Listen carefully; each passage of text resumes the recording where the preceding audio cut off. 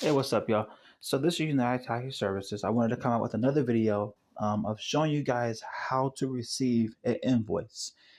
Because we do send our customers invoice if they don't have any other way to pay, or they don't understand the system, or something with the appointments that they don't get. We will draw them up a manual invoice and we'll text them an invoice to pay. So let me show you an example of an invoice they will pay. On my screen here, you see that there's a text message in a link form.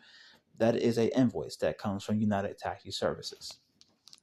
I have made a made up invoice so you guys can see that. Here we go. So we'll click on that link. It takes us directly to the invoice. It comes up. Okay, this is after the customer's already received it. They're clicking on it. They're viewing it now. The customer, okay, they're able to leave a tip. That's going to always be on any invoice you get or any kind of appointment you make. You can tip if you want. The credit card, the cardholder's name, the card number, expiration date, and security card number. That's there as well. You hit save card on file if you want your card on file for future services, and the amount is $30. And then you see the invoice details down below.